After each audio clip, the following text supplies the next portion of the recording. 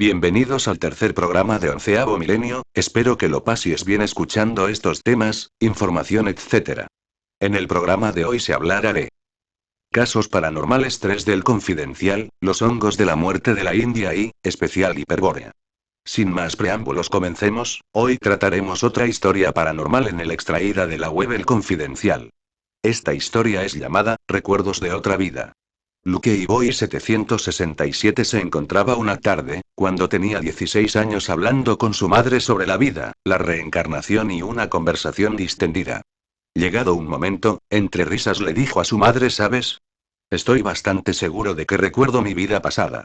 Pero a ella no le hizo gracia. Cuando le preguntó por qué se había puesto seria, ella comenzó a decirle a su hijo cómo había sido esa vida pasada de la que hablaba. Le habló de que era el hijo de una familia pobre, el menor. Que, en esa vida, su cuna fue un cajón grande y que su madre era una mujer alta, huesuda, siempre con un moño y un vestido largo. Tal y como él lo veía. Parecía que hablaba por su boca, reproduciendo, palabra por palabra, todas las imágenes que el hijo tenía en mente. Atónito, el chico le preguntó cómo era posible que supiera eso, a lo que su madre respondió: porque ya me lo habías contado antes. De bebé, cuando empezaste a hablar me lo decías muchas veces. Lo peor fue cuando un día vine a jugar contigo, y me dijiste que tu otra madre estaba detrás de mí. ¿Qué os ha parecido la historia? Escalofriante eso de que dijera que el fantasma de su madre pasada estaba detrás. Hay gente que asegura tener recuerdos de vidas pasadas, o que se las han sacado en sesiones de hipnosis. Yo no sé si creer en eso de que te lo sacan con hipnosis, pero hasta no probarlo uno no puede decir. Y lo de recordarlo por uno mismo es difícil, aunque tal vez no imposible. La teoría es que ese recuerdo esté en el alma o el propio alma, ahí cada uno que opine lo que quiera. Pues eso es todo en esta historia, hasta la próxima, y ahora pasemos a otro tema, en unos segundos. Esta es una noticia ligada al COVID. Sé que dije que no hablaría, pero me parece interesante, y puede que no la conozca nadie, por eso voy a informar. La India informó este sábado que la mucormicosis, una infección rara y potencialmente mortal, también conocida como hongo negro, había sido detectada ya en casi 9.000 pacientes en el país. Se la considera una complicación post-COVID. La mucormicosis habitualmente aparece en pacientes con algún tipo de inmunodeficiencia. Es causada por la exposición al moho que suele encontrarse en el suelo, abono, las plantas, así como en frutas y verduras en descomposición. Por otro lado, la enfermedad no es contagiosa y no se transmite de persona a persona. Los médicos indios consideran actualmente la enfermedad como una complicación post-COVID. El Ministerio de Salud de la India explica que el coronavirus afecta a nuestro sistema inmunológico, que en un estado normal combate con éxito estas infecciones por hongos. Además, los fármacos utilizados en el tratamiento del COVID-19 también pueden inhibir nuestra respuesta inmunitaria. Debido a estos factores, los pacientes con COVID-19 afrontan un riesgo mayor de fracasar en la batalla contra los ataques de organismos, como la mucormicosis. Los pacientes con el coronavirus que se someten a oxigenoterapia en la UCI,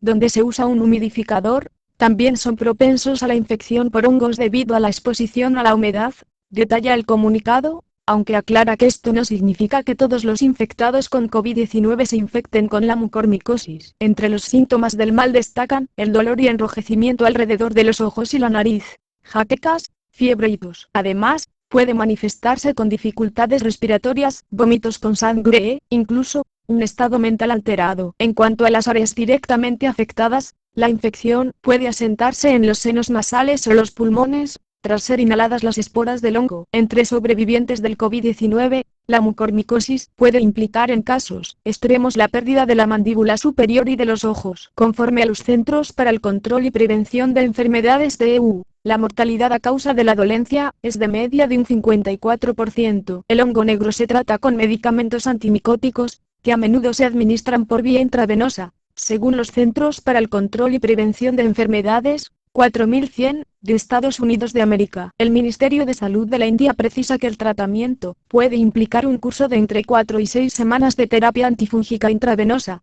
mientras que también consiste en extirpar quirúrgicamente todo el tejido muerto e infectado. Las autoridades del estado indio de Jammu y de la parte de Cachemira administrada por India han declarado este lunes que la mucormicosis es una epidemia, tras registrarse la primera muerte por la infección del hongo negro en la zona. También ha habido casos en Nueva Delhi, Gujarat, Maharashtra, Andhra Pradesh, Madhya Pradesh y Rajasthan ordenados según sus casos de mayor a menor según he mencionado. Entre tanto, el mismo día, se informó de al menos 4 casos de infección por otro moho, hongo blanco, detectados en el estado de Bihar, en el norte del país. Los expertos suponen que el hongo blanco pueda ser más peligroso que el hongo negro, ya que afecta órganos vitales como los pulmones, los riñones, los intestinos, el estómago, los genitales y las uñas, y provoca una infección generalizada. Esa es toda la noticia. Da muy mal rollo. Me recuerda a Resident Evil o películas de corte vírico. Dentro de un rato, arrancamos con otro tema. Hoy trataremos otro tema antiguo extensamente, lo llamaremos especial Hiperbórea. En el final de este programa, hablaremos del relato de los hiperbóreos. Lo podemos clasificar en 2 grupos: los elementos utópicos y los elementos míticos. Vamos a ver cuál es la naturaleza de este relato y el sitio que ocupa en el imaginario colectivo del griego de la antigüedad. Hiperbórea era una región situada en las tierras septentrionales aún desconocidas, al norte de Tracia. Su nombre deriva del griego y concretamente del dios Hiperboreia, más allá del norte, precisamente de que se creía que el dios viento Bóreas habitaba en Tracia, y los hiperbóreos, sus hijos, lo harían más al norte de este reino, en el país de Hiperbórea. Se les atribuían costumbres primitivas. Sileno, en una de sus fábulas, decía que fueron los primeros hombres en ser visitados por los habitantes de otro continente más allá del océano que, asustados por lo que se encontraron, regresaron a su país y no volvieron más. De los hiperbóreos se decía que eran inmortales, además de ser descritos como dioses. El dios Apolo conducía cada 19 años su carro hacia esta región para rejuvenecer. También se dice que a Medusa la desterraron a aquellas tierras. Diversos fragmentos acerca de Pitágoras sostenían que él provenía de los hiperbóreos. Pero eso es otra historia. Continuemos. La primera fuente existente que menciona a Hiperbórea en detalle, las historias de Heródoto. Sin embargo, Heródoto hace referencia a 3 fuentes anteriores que supuestamente mencionaban a los hiperbóreos, entre ellas Hesíodo y Homero. Este último habría escrito sobre Hiperbórea en su obra perdida Epígonos. Si es que realmente es una obra suya. Heródoto también afirma que el poeta Aristeas del siglo 7 AC habría escrito acerca de los hiperbóreos en un poema, ahora perdido, llamado Arimaspea, sobre un viaje a la tierra de los Isedones, que se estima que vivieron en la estepa kazaja. Más allá de ellos vivían los arimaspos, gentes con un solo ojo, más adelante los grifos, guardianes del oro, y después de estos, los hiperbóreos. Heródoto asumió que Hiperbórea estaba en algún lugar del noreste de Asia.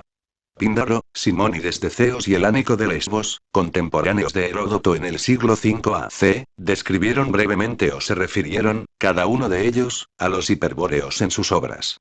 Localización de Hiperbórea: se creía que los hiperbóreos vivían más allá de los nevados montes ripeos. Según Pausanias, la tierra de los hiperbóreos, hombres que viven más allá del hogar de Bóreas. Homero colocó a Bóreas en Tracia, y por lo tanto Hiperbórea estaba, en su opinión, al norte de Tracia, en Dacia. Sófocles, Antígona, 980-987, Esquilo, Agamenón, 193.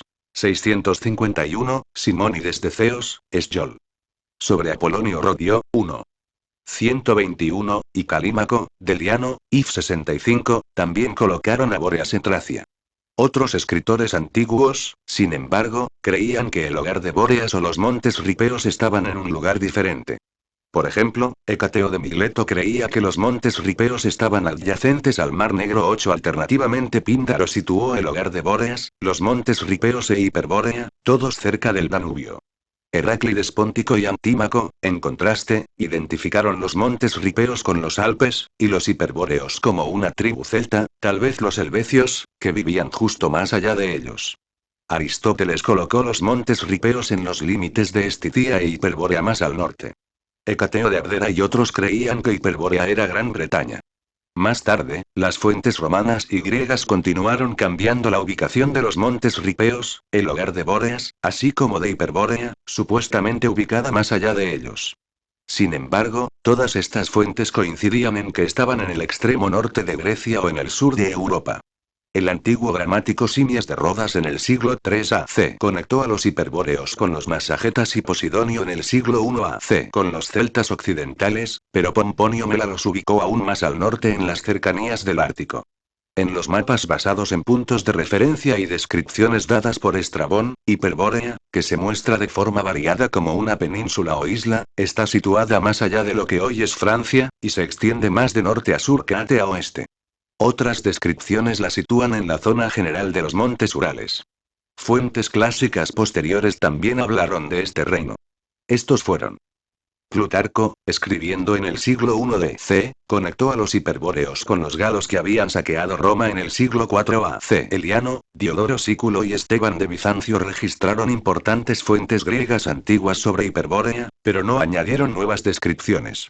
El filósofo estoico Hierocles del siglo II d.C. equiparó a los hiperbóreos con los escitas, y a los montes ripeos con los montes Urales. Clemente de Alejandría y otros escritores cristianos también hicieron esta misma equivalencia escita. Hecateo de Ablera también escribió que los hiperbóreos tenían en su isla un magnífico recinto sagrado dedicado a Apolo y un importante templo adornado con muchas ofrendas votivas y de forma esférica. Algunos eruditos han identificado este templo con Stonehenge. Diodoro, sin embargo, no identifica a Hiperbórea con Gran Bretaña, y su descripción de Gran Bretaña no hace mención de los hiperbóreos o de su templo esférico.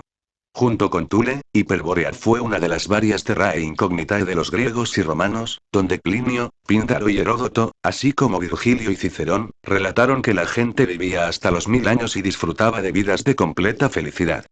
Hecateo de Ablera recopiló todas las historias sobre los hiperbóreos conservadas en el siglo IV a.C. y publicó un extenso tratado sobre ellos, perdido para nosotros, pero anotado por Diodoro Sículo. Además, se suponía que el sol salía y se ponía solo una vez al año en Hiperbórea, lo que lo situaba por encima o sobre el círculo polar ártico, o, más en general, en las regiones polares árticas. El antiguo escritor griego Teopompo, en su obra Filípicas, afirmaba sobre Hiperbórea que una gran raza de soldados de otra isla, algunos han afirmado que se trataba de la Atlántida, había planeado su conquista, pero el plan fue abandonado porque los soldados de Meropis se dieron cuenta de que los hiperbóreos eran el pueblo más bendecido y eran demasiado fuertes para ellos. Esta leyenda inusual, que algunos creen que es una sátira o una comedia, fue preservada por Eliano. Solo entre los 12 olímpicos, Apolo era venerado entre los hiperbóreos, pensaron los helenos. Pasó el invierno entre ellos. Según Heródoto, las ofrendas de los hiperbóreos llegaban a Escitía envueltas en paja, y se pasaban de tribu en tribu hasta llegar a Dodona y de ellas a otros pueblos griegos hasta llegar al templo de Apolo en Delos. Dice que usaron este método porque la primera vez los regalos fueron traídos por 2 doncellas, Hiperoche y Laodice, con una escolta de 5 hombres, pero ninguna de ellas regresó. Para evitarlo, desde entonces los hiperbóreos llevaron los regalos a sus fronteras y pidieron a sus vecinos que los entregaran en el siguiente país y así sucesivamente hasta llegar a Delos. Heródoto también detalla que otras 2 doncellas vírgenes, Arge y Opis, habían llegado antes de Hiperbórea de Delos, como tributo a la diosa Ilitia por facilitar los partos, acompañadas por los propios dioses. Las doncellas recibían honores en Delos, donde las mujeres recogían regalos de ellas y les cantaban himnos.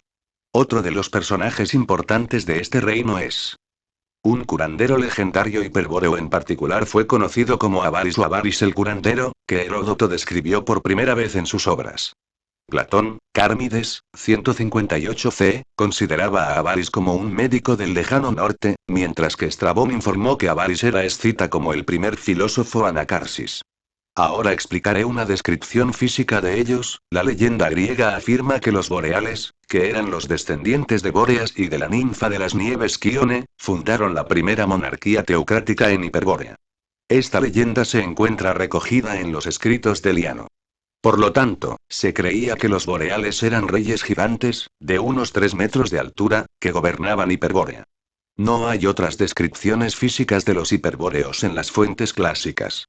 Sin embargo, Helio Herodiano, un gramático del siglo III d.C., escribió que los míticos arimaspos eran idénticos a los hiperbóreos en apariencia física, de prosodía católica, 1.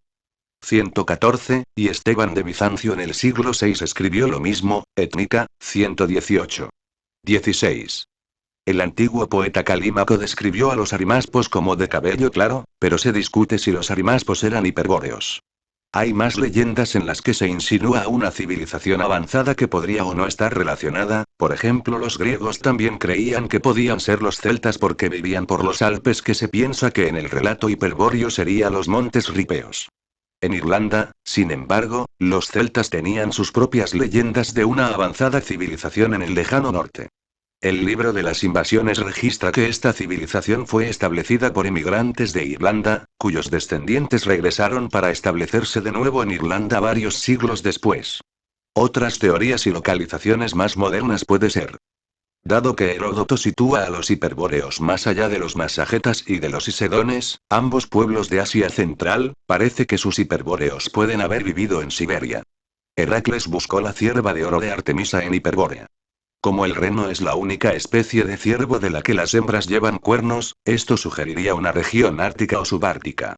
Después de que J. D. P. Bolton ubicara a los isedones en las laderas sudoccidentales del macizo de Altai, Carl P. Rook sitúa a Hiperbórea más allá de la puerta de Zungaria en el norte de Sinkian, señalando que los hiperbóreos eran probablemente chinos.